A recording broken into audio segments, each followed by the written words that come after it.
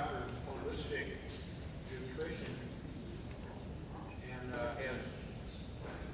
had a chance to look at the dishes that we brought. Maybe he'll make a comment on that. And I think I was quite satisfied with it. He's one of the most accomplished chefs and nutritionists in America in a number of different areas. He's been on television and radio locally. He's written 5 books on healthy living and nutritional cooking. He often attributes his success to his diligent studies and hunger knowledge that earned him a master's science in holy nutrition. His fans have often followed him and rave about his understanding of ingredients in food products. I see you got 5 bottles of soda pop up here. I know all about that. He's got a series of books. The first one is the Healthy Pregnancy Cookbook. They'll be available afterwards for purchase. The Gourmet Guide to Food Service, the Recipe Maker Diet, the Lighter Side of Dark Chocolate. Now you're in our neighborhood.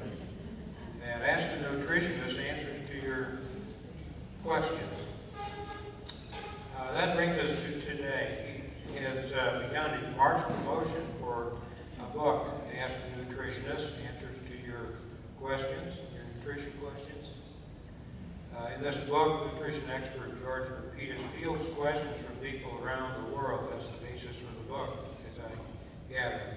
But he's quite a qualified, very qualified individual to discuss healthy living, healthy eating, and will no doubt give us some information we can use. George, thank you to have me here. Thank you very much. I'm quite honored to be here, talk about one of my favorite subjects, and a subject that's many times misunderstood, nutrition. We hear so many conflicting stories. This is good for you, or then this is bad for you. How much of this should I eat? Should I follow the food pyramid? Should I follow my plate? So many questions that need to be answered, and people are hungering for healthy eating and nutrition. As many of you know, 1/3 of the population is obese. Many people in the future are going to be developing things like diabetes at a rate that's just incredibly hard to understand. And while we're trying to get people to eat healthy, for some reason, people are dying from preventable diseases. And that's one of the things I want to talk to you about today is eating a healthy diet and prevention. How to prevent a lot of these diseases from developing. You hear about so many things. And I want to commend you. You had a very nice buffet. Food was very colorful, fresh. And that's really what we should be eating every day. We should be eating, if people ate like this every day, there would be a lot less obesity, a lot less type 2 diabetes, a lot less heart disease, and things like that. Unfortunately, we're not, Americans today, our diet is sad. It's a standard American diet where we're eating a lot of foods that are processed. We're not eating as much out of a plate anymore. We're eating out of a paper bag. A lot of people are eating out of a paper bag every day because they're so busy. It's the lifestyle as well. So I wanted to get started here. I also passed out some index cards to you. We can have a short question and answer session after the presentation. You can put your questions on the index cards. If you can get any, there's still some up here. And if you hand them to me, it might be easier to answer your questions if they're on the card, because sometimes you can't hear in the back, and it's a lot easier since I have the microphone and everything. So if you have also any questions during the presentation, you're more than welcome to raise your hand as well if there's something you need cleared up. But I think that you're going to really enjoy this. It's a very interactive presentation. And I also brought along with me some different types of foods that are commonly eaten today that are part of our diet. Unfortunately, some of them are not so good and some of them are very good. I brought some things, and what I've done here is I put some sugar packets in these bowls to show you how much sugar is in each product. How many people drink the Pepsi?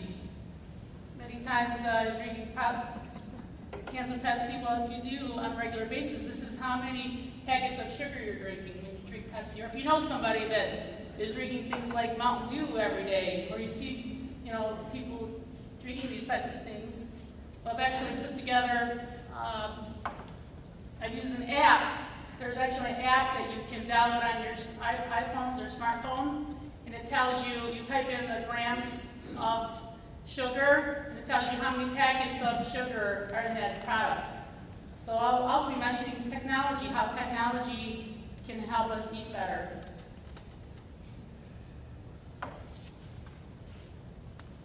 And I know since I'm talking to more mature adults, I'll also be talking about longevity, how to increase your longevity. There's actually a island in Greece, Crete, in Ikaria also, where a lot of the people, they live well into their hundreds, and they still are able to function, normally, they can wash their clothes every day, they can do a lot of the daily activities well into their hundreds. And one of the things that they found, when they studied these people, one of the things they found that they were all drinking was something called Greek coffee. Has anybody ever had Greek coffee? It's a type of coffee that it's more like an espresso.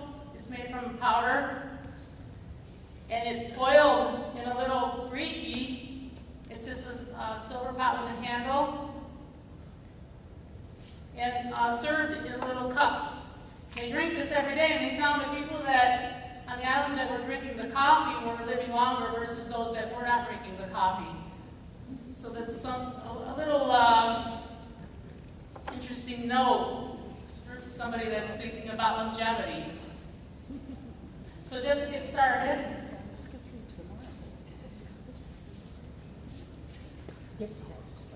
As I said, prevention.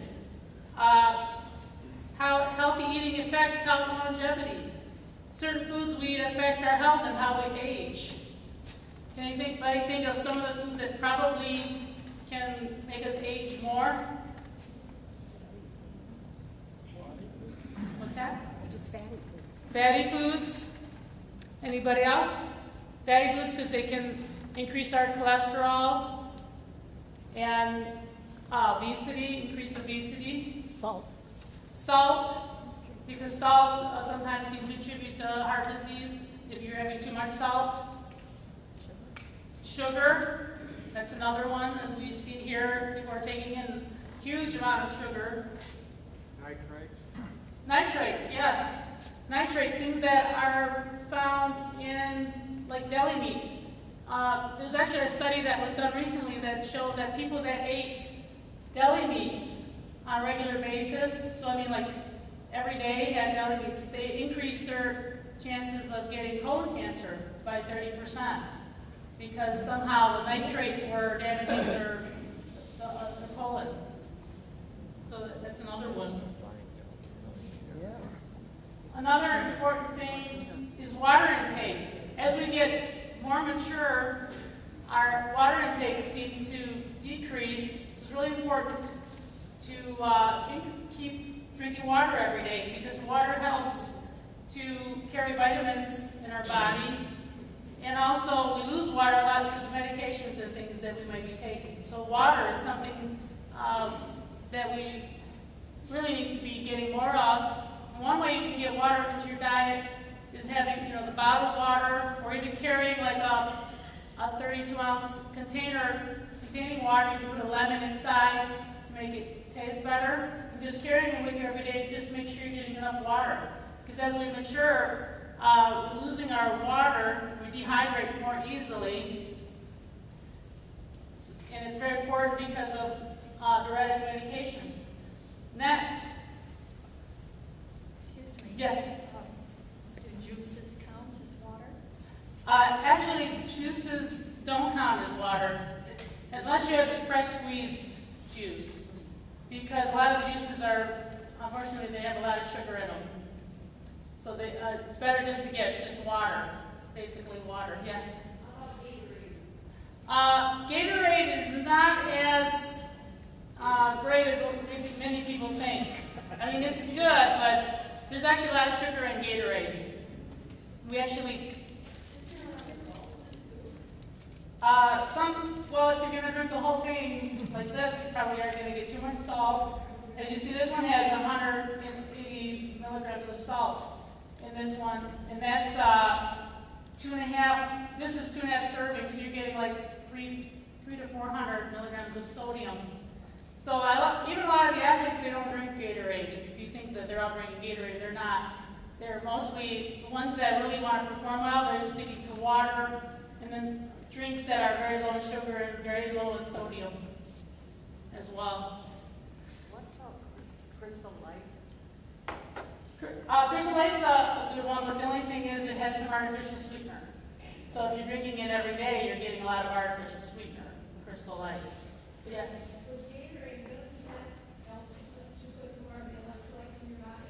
Yes, but that's if you're an athlete, you're dehydrating a lot, you're out on the field and running. For athletes, that would be something for them more than a person that's not athletic. So if you're not athletic, you shouldn't really be drinking Gatorade every day. Yeah. You're welcome. So, as mature adults, some of the vitamins that are very important to be having in our diet, things like vitamin D. Raise your hand if your doctor told you to take vitamin D. Yeah, there's been big research on vitamin D. A lot of dietitians have done research on it, and it helps in many, many things. And one of the reasons we don't get enough vitamin D is we don't get enough sunlight, too. And that's what they're finding, that countries where they have less sunlight, they have less vitamin D, and they're developing things like cancer and other diseases that are harmful. Vitamin B12 is a good one, too. It helps to keep homocysteine levels down, which contribute to heart disease. So vitamin B12, we have to watch out. Calcium for our bones, right? Iron, of course, iron for our cells. Zinc for our immune system. And then magnesium, which is an important mineral, helps control our blood pressure. So all these are very helpful. And then some of the things that what are some of the elements that we kind of experience as we get more mature? Arthritis. Yeah. So all these types of, having these kind of vitamins in our diet can help kind of reduce these types of things. One good thing that you can try for like arthritis is ginger. That's a very helpful herb spice that can help decrease inflammation. So if you take a little ginger every day, or sprinkle ginger like on your soup or muffins, that can help with pain, relieving pain. Yeah, like a little teaspoon, because it's really strong. But that's one thing you can try. Yes, turmeric, it's an antioxidant. That's also anti-inflammatory. That's an excellent one to be using. Yes? Vitamin D and B12, calcium, iron and stuff, how much are we supposed to have of that each day? Well, if you're taking a multivitamin that has 100% of the RDA, then that should be enough. So if you're taking like a multivitamin that has these 100%, or if your doctor says a certain amount, then you should follow that. But usually 100%, because a lot of us are like taking too much vitamins, and then when we go to the bathroom, they're just coming out when you go to the bathroom. So we overdo it too, over supplement. Good, I like having questions, means you're paying attention. Yes, yes. Does it matter as far as the brand of the vitamin? Because I've been buying the multivitamin that's by Costco, and it looks like it's the same ingredients. I just wondered, are they as good as the typical regular vitamins that, Nature Made or some of those, do you know? Well, usually when you're picking a vitamin, one of the things is if you're picking like the major brands, those types are usually the ones that are better regulated. versus some of the ones that maybe you never heard of. So if you're picking, it's a really big controversy with vitamins, because they actually studied a lot of the vitamins that labels. They took like many types and studied them in the laboratory. They found a lot of times that what they say is in it is not, unfortunately. So vitamins is a big controversy. That's why you always hear when nutritionists say, try to get from your diet, try to get these types of things in your diet from foods, from actual foods versus vitamins. But it does help to supplement as well. A lot of people, they rely only on vitamins, and that's not very healthy. You're not eating right. You're just expecting the vitamin to do all the work. Well, you better, better not do that. So, but if you have the bigger names, those usually are regulated better. You can tell there's also some seals that you see on there that say it's been inspected. Those are a better choice.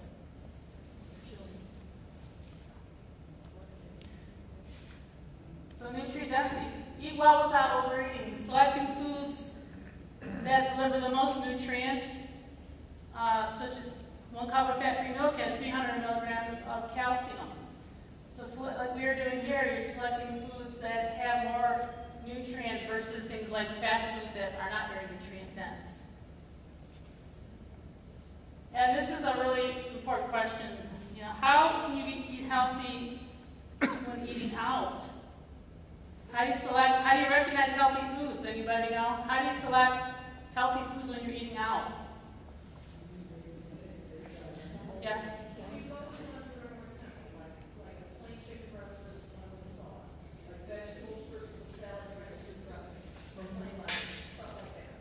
Yeah, something that seems a little bit more home cooked. Excellent. How about grocery shopping? Who does all the grocery shopping? How do you pick healthy foods when you grocery shop? What she said? I couldn't hear what she said.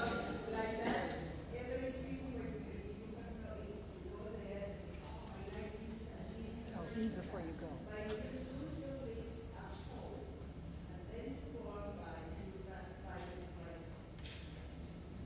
Exactly. You can, if you eat before you go grocery shopping, that's a very good tip, because when you're hungry and you go grocery shopping, you tend to overeat or buy a lot of the wrong things.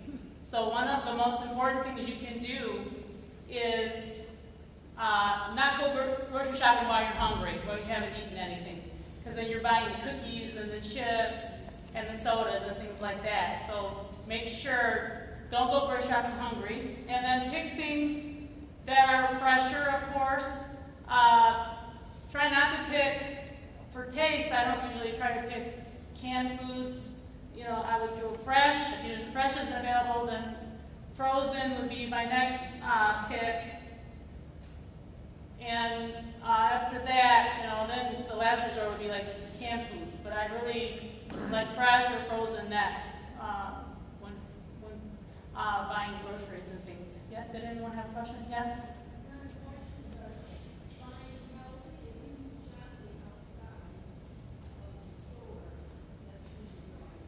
Yes, very good point.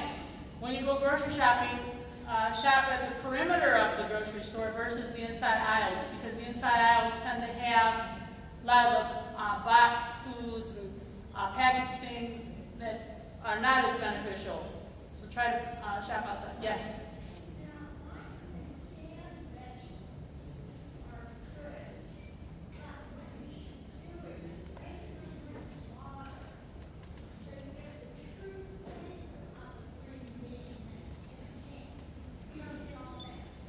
Yes.